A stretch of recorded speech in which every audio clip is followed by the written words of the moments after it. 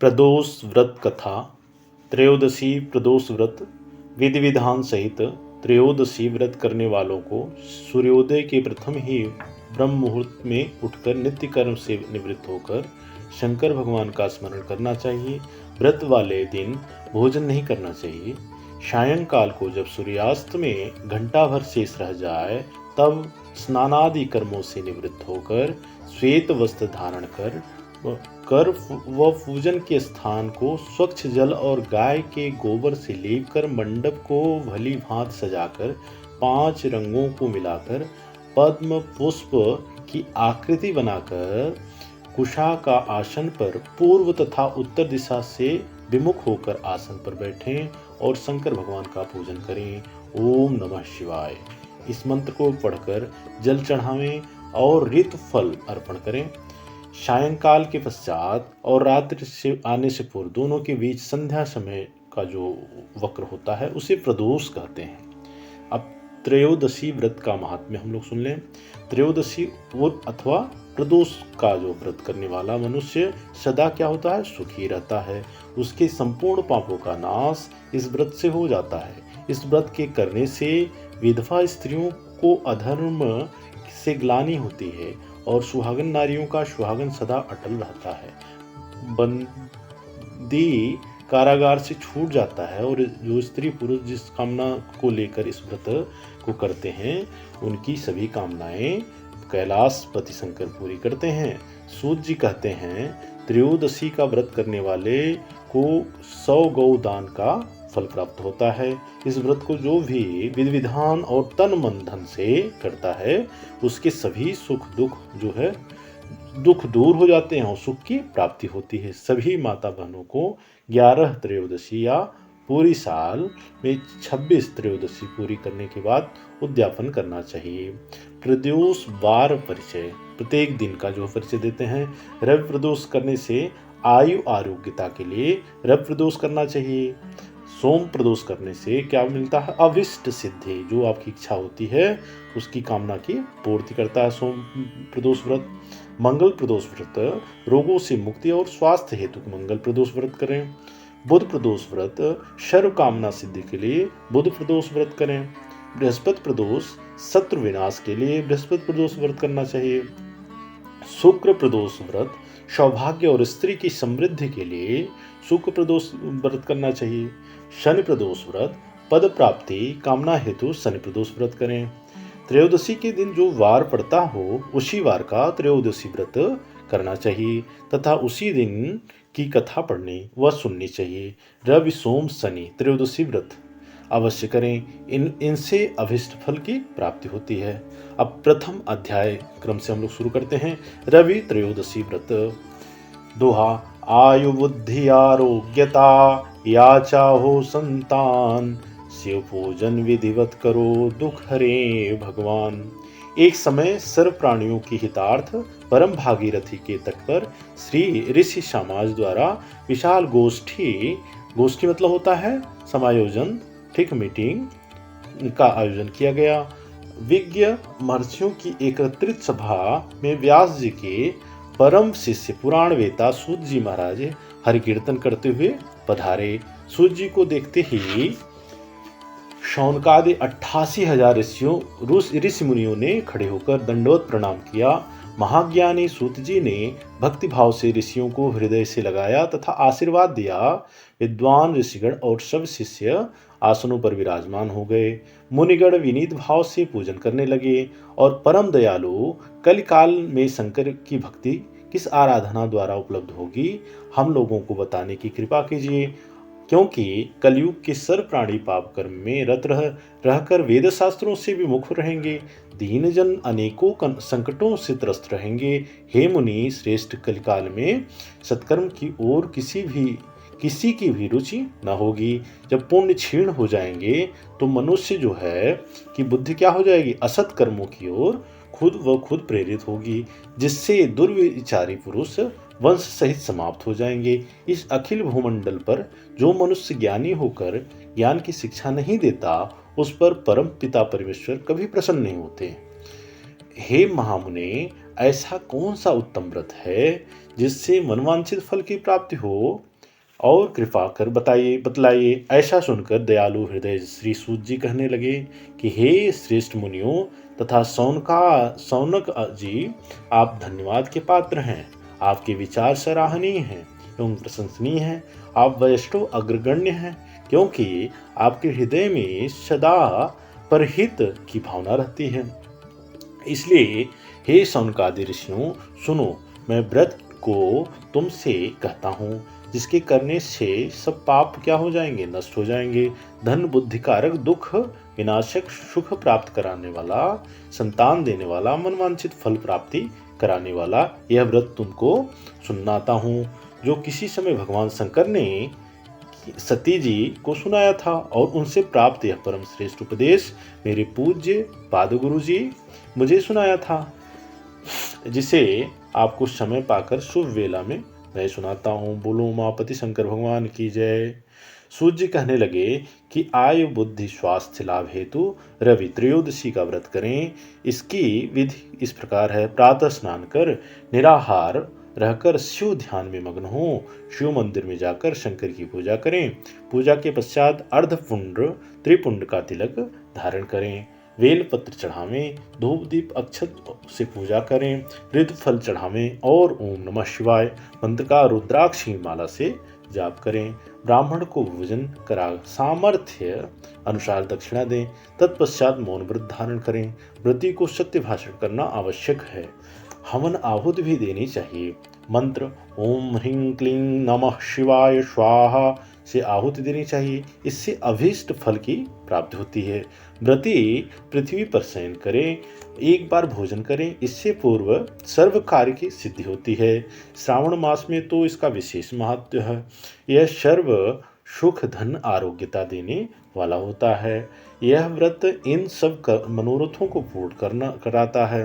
हे ऋषीश्वरों, यह प्रदोष व्रत जो है मैंने आपको बताया, किसी समय शंकर जी ने सती जी को और वेद व्यास जी मुनि ने मुझको बताया था। सौनकादि ऋषि बोले, हे पूज्यवर महामते, आपने यह व्रत परम गोपनीय मंगलप्रद कष्ट निवारक बतलाया है। कृपया यह बताने का कष्ट करें कि यह व्रत किससे किया जाए कि और उसे क्या फल प्राप्त हुआ। तो श्री सूत जी बोले, हे विचारवान ऋषियों, आप शिव के परम भक्त हैं। आपकी भक्ति को देखकर मैं व्रती पुरुषों की कथा कहता हूँ। एक ग्राम में अतिदीन ब्राह्मण निवास करता था। उसकी साध्वी स्त्री प्रदोष व्रत किया करती थी। उसके घर एक ही पुत्र था। एक समय की जिक्र है कि वह पुत्र गंगा स्नान करने के लिए गया।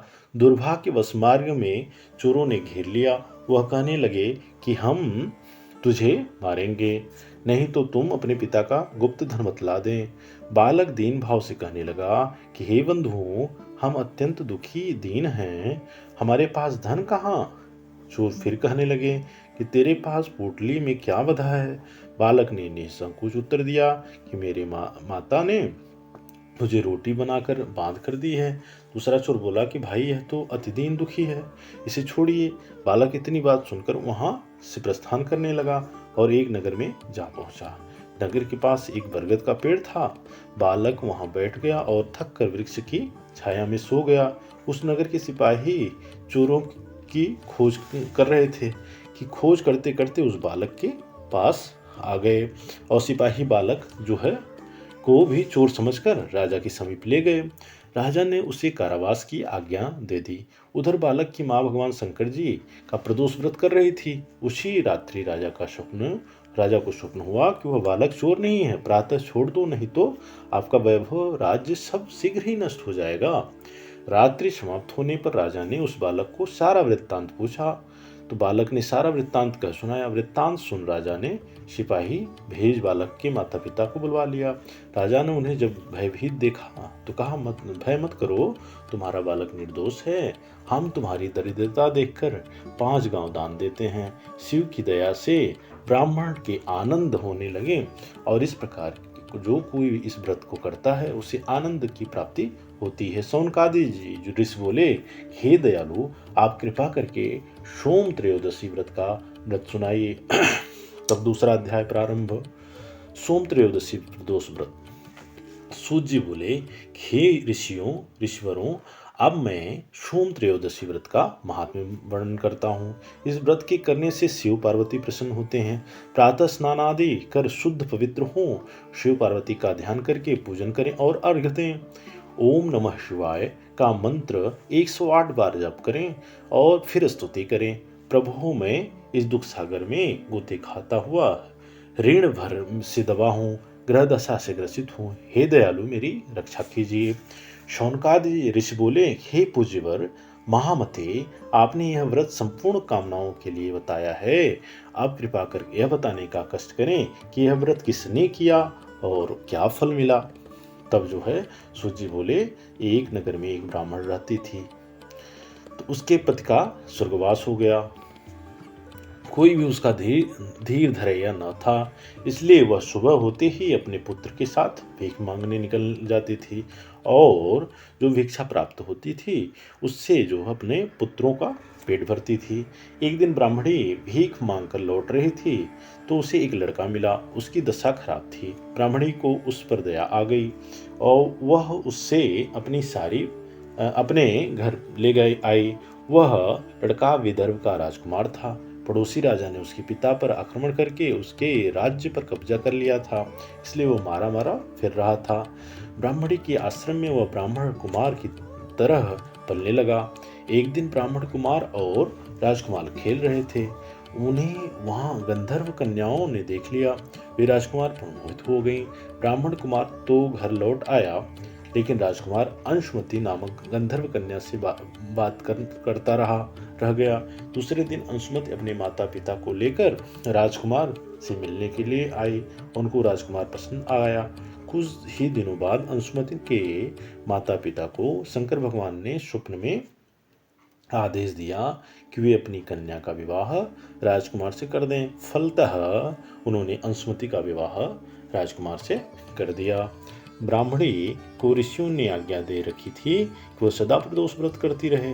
उसके व्रत के प्रभाव और गंधर्व राजा की सेनाओं से राजकुमार ने विदर्भ से शत्रुओं को मार भगाया और अपने पिता के राज्य को पुनः प्राप्त कर वहां आनंद पूर्वक रहने लगा। राजकुमार ने ब्राह्मणों को अपना क्या बना दिया, प्रधानमंत्री बनाया। राजकुमार और ब्राह्मण कुमार के दिन भी जैसे ब्राह्मणी के प्रदोष व्रत की कृपा से फिर शंकर भगवान वैसे ही अपने दूसरे भक्तों के दिन भी फेरते हैं। और तभी तो से प्रदोष व्रत संसार में बड़ा महत्व है। शौनक ऋषि सूर्य से बोले, दया करें, अब आप मंगल प्रदोष की कथा का वर्णन करें, आपकी अति कृपा होगी। भौम त्रयोदशी व्रत कथा। सूत जी बोले, अब मैं मंगल त्रयोदशी व्रत की कथा क्या विधि विधान कहता हूँ। मंगलवार का दिन व्याधियों का नाशक है। इस व्रत में एक समय व्रती को गेहूं और गुड़ का भोजन करना चाहिए। देव प्रतिमा पर लाल रंग का फूल चढ़ाना चाहिए और स्वयं लाल वस्त्र धारण करना चाहिए। इस व्रत के करने से मनुष्य सभी पापों और रोगों से मुक्त हो जाता है। इससे किसी प्रकार का संशय नहीं रहता। अब मैं आपको उस बुढ़िया की कथा सुनाता हूँ जिसने यह व्रत किया और मोक्ष की प्राप्ति प्राप्त किया। अत्यंत प्राचीन काल की घटना है। एक नगर में एक बुढ़िया रहती थी। उसकी मंगलिया नाम का एक पुत्र था। वृद्धा को हनुमान जी पर बड़ी श्रद्धा थी। वह प्रत्येक मंगलवार को हनुमान जी का व्रत कर यथाविधि उनका भोग लगाती थी। इसके अलावा मंगलवार को न तो वह घर लीपती थी और न ही मिट्टी खोदती थी। इसी प्रकार से व्रत रखते हुए जब उसे काफी दिन बीत गए तो हनुमान जी ने सोचा कि चलो आज इस वृद्धा की श्रद्धा की परीक्षा करें। वे साधु वेश बनाकर उनके द्वार पर जा पहुंचे और पुकारा, है कोई हनुमान का भक्त जो हमारी इच्छा पूरी करे। वृद्धा ने यह पुकार सुनी तो बाहर आई और पूछा कि महाराज क्या आज्ञा है। साधु वेशधारी हनुमान जी बोले, मैं बहुत भूखा हूँ, भोजन खाऊंगा तो थोड़ी सी जमीन लीप दें। वृद्धा बड़ी दुविधा में पड़ गई। अंत में हाथ जोड़कर प्रार्थना की, हे महाराज, लीपने और मिट्टी खोदने के अतिरिक्त जो काम कहें वह मैं काम करने के लिए तैयार हूँ। साधु ने बार प्रतिज्ञा कराने के बाद कहा, तू अपने बेटों को बुला, मैं उसे औंधा लिटाकर उसकी पीठ पर आग जलाकर भोजन बनाऊंगा। वृद्धा ने सुना, उसके पैरों तले जो धरती खिसक गई। मगर वह वचन हार चुकी थी। उसने मंगलिया का पुकार कर साधु महाराज के हवाले कर दिया, मगर साधु ऐसे ही मानने वाले न थे। उन्होंने वृद्धा के हाथों से मंगलिया को औंधा लिटाकर उसकी पीठ पर आग जलवाई। आग जलाकर दुखी मन से वृद्धा अपने घर के अंदर जा घुसी। साधु जब भोजन बना चुका तो उसने वृद्धा को बुलाकर कहा वह मंगलिया को पुकारे ताकि वह भी आकर भोग लगा ले। वृद्धा आंखों में आंसू भरकर कहने लगी कि अब उसका नाम लेकर मेरे हृदय को और न दुखाओ। लेकिन साधु महाराज ने माने तो वृद्धा को भोजन के लिए मंगलिया को पुकारना पड़ा। पुकारने की देर थी कि मंगलिया बाहर से हंसता हुआ घर में दौड़ा आया। मंगलिया को जीता जागता देखकर वृद्धा दुखद आश्चर्य हुआ। वह साधु महाराज के चरणों में गिर पड़ी। साधु महाराज ने उसे अपने असली रूप का दर्शन कराया। हनुमान जी को अपने आंगन में देखकर वृद्धा को लगा कि जीवन सफल हो गया। सूर्य जी बोले कि ऋषियों, अब मैं आपको बुध त्रयोदशी की कथा सुनाता हूँ, ध्यान पूर्वक सुनिए। बुध त्रयोदशी व्रत कथा। इस व्रत में दिन में केवल एक बार भोजन करना चाहिए। इसमें हरी वस्तुओं का प्रयोग किया जाना चाहिए। यह व्रत शंकर भगवान का व्रत है। शंकर जी की पूजा धूप, बेल, पत्रादि से की जाती है। प्राचीन काल की कथा है, एक पुरुष का नया नया विवाह हुआ था। वह गौने के बाद दूसरी बार पत्नी को दिलवाने अपने ससुराल पहुंचा और अपनी सास से कहा कि बुधवार के दिन ही पत्नी को लेकर अपने घर जाएगा। उस पुरुष के सास ससुर ने सालियों ने उसको बहुत समझाया कि बुधवार को पत्नी विदा कराकर ले जाना शुभ नहीं माना जाता, लेकिन वह पुरुष अपनी जिद पर टस से मस नहीं हुआ। विवश होकर सास ससुर ने अपने जमाता और पुत्री को भारी मन से विदा कर दिया। पति पत्नी बैलगाड़ी में चले जा रहे थे। एक नगर के बाहर निकलते ही पत्नी को प्यास लगी। पति लोटा लेकर पत्नी के लिए पानी लेने गया। पानी लेकर जब लौटा तो उसके क्रोध और आश्चर्य की सीमा न रही, क्योंकि उसकी पत्नी किसी अन्य पुरुष के लाए लोटे से पानी पीकर हंस हंस कर बतला रही थी। क्रोध में आग बबूला होकर वह आदमी से झगड़ा करने लगा, मगर यह देखकर उसके आश्चर्य की सीमा न रही कि उसके पुरुष की शक्ल उस आदमी की हुबहू मिलती थी। हम शक्ल आदमियों को झगड़ते हुए जब काफी देर हो गई तो वहां आने जाने वालों की भीड़ एकत्र हो गई। सिपाही भी आ गया। सिपाही ने स्त्री से पूछा कि इस दोनों में से कौन सा आदमी तेरा पति है, तो वह बेचारी असमंजस में पड़ गई, क्योंकि दोनों की शक्ल एक दूसरे से बिल्कुल मिलती थी। बीच राह में अपनी पत्नी को इस तरह लुटा देखकर वह पुरुष की आंख भर आई। वह शंकर भगवान से प्रार्थना करने लगा, हे भगवान, आप मेरी और मेरी पत्नी की रक्षा करें। मुझसे बड़ी भूल हुई और मैं बुधवार को पत्नी को विदा करा लाया। भविष्य में ऐसा अपराध कदापि नहीं करूंगा। उसकी प्रार्थना जैसे ही पूरी हुई, दूसरा पुरुष अंतर ध्यान हो गया। वह पुरुष सकुशल अपनी पत्नी के साथ अपने घर जा पहुंच गया। उस दिन के बाद पति पत्नी नियम पूर्वक बुधवार प्रदोष व्रत कथा करने लगे। बृहस्पति त्रयोदशी प्रदोष व्रत शत्रु विनाशक भक्ति प्रिय व्रत है। यह अति श्रेष्ठ 12 मास तिथि सब भी शग यह व्रत अति ज्येष्ठ। कथा इस प्रकार है कि एक बार इंद्र और वृत्रासुर में घनघोर युद्ध हुआ। उस समय देवताओं ने दैत्य सेना पराजित कर नष्ट भ्रष्ट कर दे। अपना विनाश देख वृत्रासुर अत्यंत क्रोधित हो स्वयं युद्ध के लिए उद्यत हुआ। मायावी असुर ने आसुरी माया से भयंकर कर विकराल रूप धारण किया। उसके स्वरूप को देखकर इंद्रादिक सब देवताओं ने इंद्र के परामर्श से परम गुरु बृहस्पति का आवाहन किया।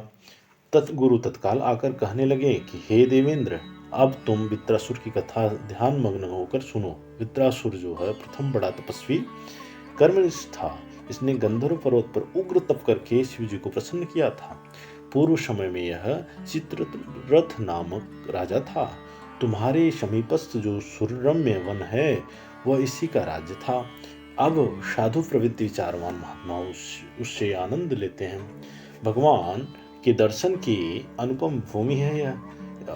एक समय चित्ररथ स्वेच्छा से कैलाश पर्वत पर चला गया। भगवान का स्वरूप और वाम अंग में जगदम्बा विराजमान देख चित्ररथ हंसा और हाथ जोड़कर शिव से बोले कि शिव शंकर, हे प्रभु, यह माया मोहित विषयों में फंसे रहने के कारण स्त्रियों के वशीभूत रहते हैं, किंतु देवलोक में ऐसा दृष्टिगोचर नहीं हुआ कि स्त्री आलिंगन सभा में बैठे।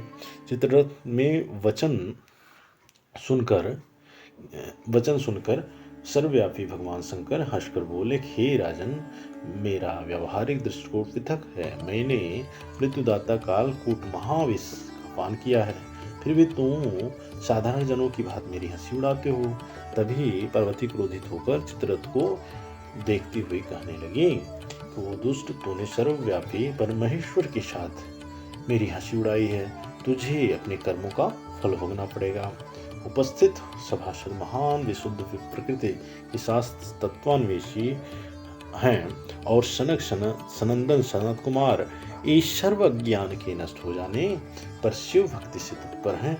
अरे मूर्खराज, तू अति चतुर है, अतएव मैं तुझे शिक्षा दूंगी कि फिर तू ऐसे संतों के मजाक का दुस्साहस ही नहीं करेगा।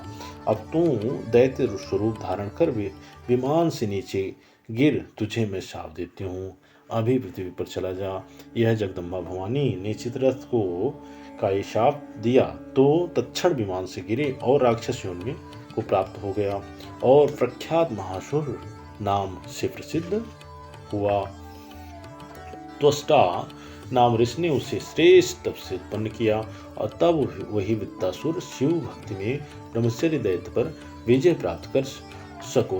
गुरुदेव के वचनों को सुनकर शव देवता प्रसन्न हुए और गुरुवार त्रयोदशी प्रदोष व्रत का विधि विधान से पूजा पाठ किया। राक्षस वित्तासुर पर विजय प्राप्त कर इन देव सुखपूर्वक रहने लगे। बोलो उमापति शंकर भगवान महादेव की जय। शुक्रवार प्रदोष व्रत।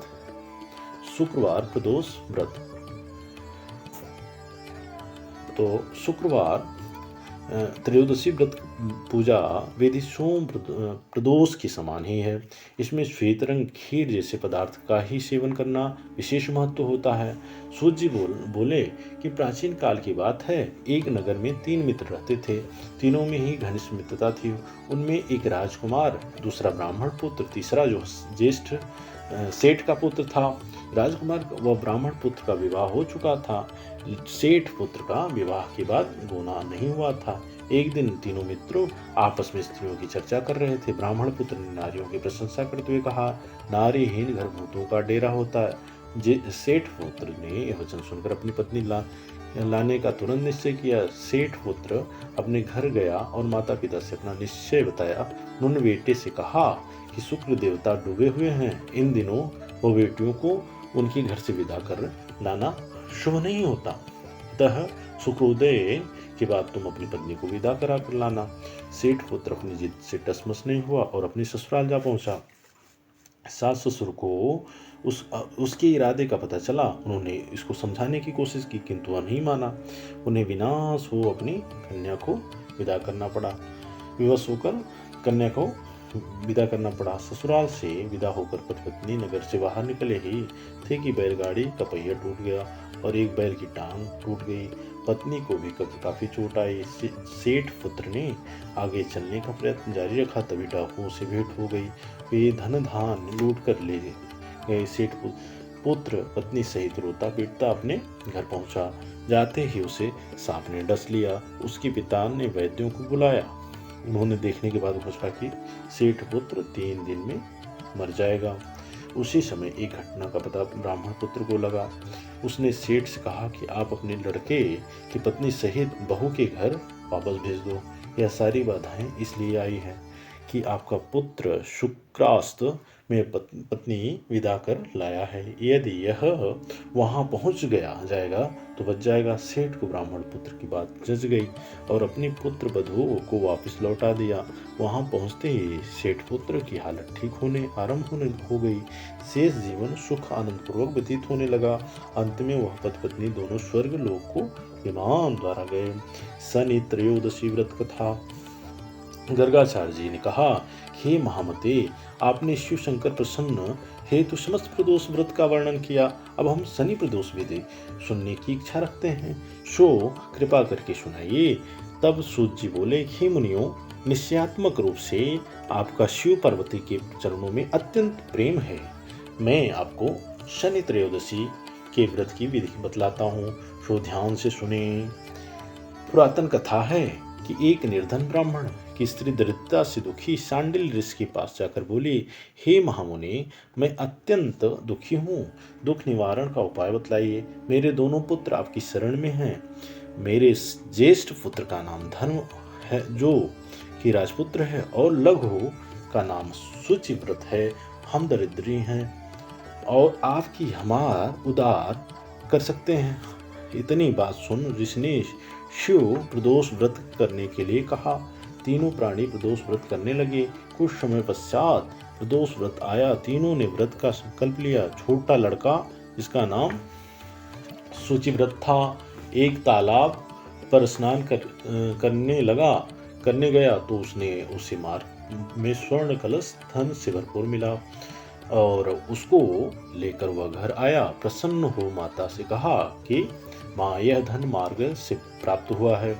माता ने धन देखकर शिव महिमा का वर्णन किया। राजपुत्र को अपने पास बुलाकर बोली, देखो यह धन हमें शिव जी की कृपा से प्राप्त हुई है, अतः प्रमाद के रूप में दोनों पुत्र आधा आधा बांट लो प्रसाद के रूप में।